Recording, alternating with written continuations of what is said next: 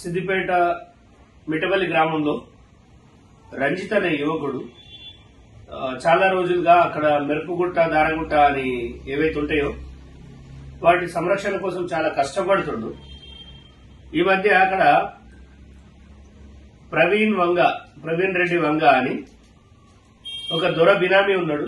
వీడు ఎంత లుచ్చాగాడంటే వీళ్ళ తల్లి సర్పంచ్ అయితే వీడి సర్పంచ్ అయినట్టు దొంగ సంతకాలు పెట్టుకుంటా అక్కడున్న మెరుపుగుట్టని మొత్తం సర్వం దోసుకున్నాడు. వీడు అక్కడ ఊరు వాళ్ళని అడిగితే కూడా చెప్తారు వీడు కబ్జా భాగవతము, వీడు 5 ఫ్లోర్ల బిల్డింగ్ వితౌట్ పర్మిషన్, తొందరలో బుల్డోజర్ తీసుకొచ్చి పర్మిషన్ లేనందుకు వీని బిల్డింగ్ కూలగొట్టడం జరుగుతుంది.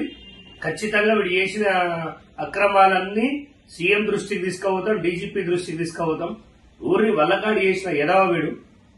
అది చాలదన్నట్టు ఈ మిట్టపల్లిలో ఎవరైతే రంజిత్ అనే యువకుడున్నాడో ఈయన ఒక 3 రోజుల క్రితం ఈ ముండ్రాయి నుంచి ఒక సర్పంచ్ ఉన్నాడు కమలాకర్ రెడ్డి. వీడు ఏమనుకుంటాడో తెలియదు గాని ఆ పిల్లగారింటికి 70 మందిని తీసుకుపోయి హత్యా ప్రయత్నం చేసిండట. కొట్టి సంపుతం ఎవడేం చేస్తాడు అన్నది. నువ్వు వాడిని ముట్టుకొని చూడు, 1000 మందితోటి నీ ఇల్లు ముట్టడిస్తాం మేము. తమాషా చేస్తున్నావా? ఇప్పుడు పోయి కేసు పెడతా అంటే నీ కేసు ఎవరు తీసుకోవాలి? నీకు పర్మిషన్ ఉందా ఆడ తవ్వనికి? నీకు మట్టి తవ్వ నీకు పర్మిషన్ ఓడిచ్చిండు? సిద్దిపేట సహజ సంపద అది. అక్కడున్న నరసింహస్వామి గుడిని మింగేస్తే ఆ 3 టౌన్ సిఐ అంటాడట ఆడ గుడే లేదంటాడట. నువ్వేడవైపు సొరి చూసినావు, నీకెంత ముట్టినాయి? ఎవడెవడు ఎన్ని లంచాలు తీసుకున్నాడు? ఈ మాజీ కంత్రిని చూసుకొని ఎవడెవడు ఎన్ని అక్రమాలు చేసినట్టు తొందరలో అన్ని బయటపడతాయి.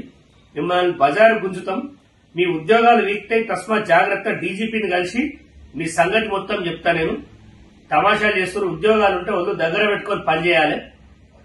ఓ యూనిఫామ్ ఉంది కదా అని అడ్డమైనోనికి వత్తాసు వల్కని కాదు యూనిఫామ్ వేసుకున్నది. నువ్వు ఏం చేస్తావో చేసుకో. నేను ఖచ్చితంగా డీజీపీని కలిసి ఆ పిల్లగాని పైన కనుక కేసు పెడితే నువ్వు ఒక కరెక్టెడ్ పోలీస్ ఆఫీసర్ అని ఖచ్చితంగా నేను ప్రూవ్ చేయాల్సి వస్తుంది.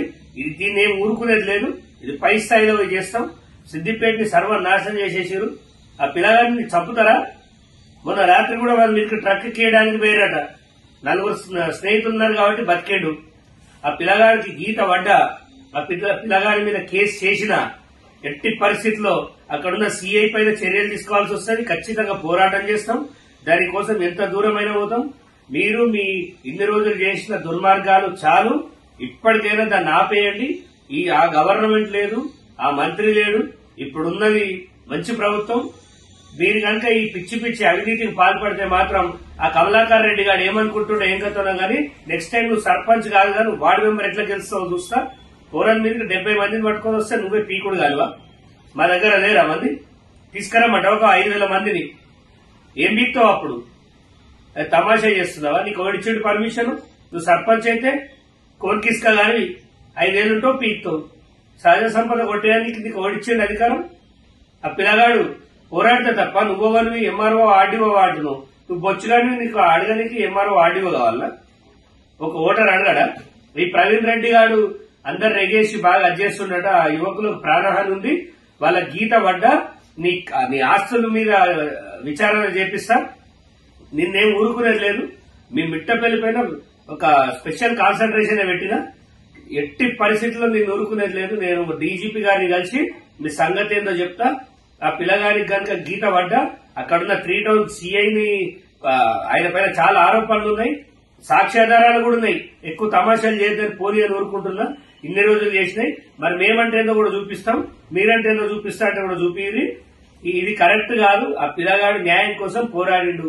వాడు పోయి మట్టి ఆపుతుండు. అట్లా తీసుకొస్తారా? మా దగ్గర వీడియోలు ఉన్నాయి. వీడియోలు చూస్తామా? చేతన అవుతుందా నీకు? ఆల్రెడీ యుధిష్ఠిర అనే ఛానల్ వేపించినాం.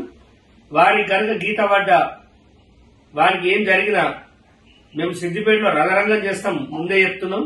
దాదాపు 5000 మందితో చూసుకొస్తాం. మరి తస్మాత్ జాగ్రత్త.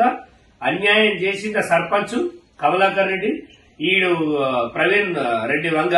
ఈ శాతం అయితే వాడు పెద్ద బిల్డింగ్ కడుతుడు పర్మిషన్ లేకుండా. దానిపైన చూడండి, చూడాలి అక్రమాలు జరిగినాయి. అది చూడండి. మీకు శాతం అయితే గజ్జేయండి కానీ పిల్లల్ని కనుక అణచివేస్తే ఇంకా బీఆర్ఎస్ గవర్నమెంట్ ఉందని ఎవడెవడైతే అనుకుంటుండో మేము మీతో ముక్కు నాలుగు రాపిస్తాం, జాగ్రత్త. ఏమో పోనీ అని ఊరుకున్నా కొద్ది ఇన్ని రోజులు అంటే పోరాటంలో మేము స్మూత్ గా ఉన్నాం కానీ ఇప్పుడు ఇంకా స్మూత్నెస్ పనికి రాదు, దెబ్బకు 10 దెబ్బలు వేస్తాం. తస్మాత్ జాగ్రత్త. ఆ పిల్లగాని మీద కనుక కేసు తీసుకొని అన్యాయం చేస్తే మాత్రం నేను ఎంత దూరం అయినా పోయి దీనిపైన విచారణ చేపిస్తా అని చెప్తున్నా.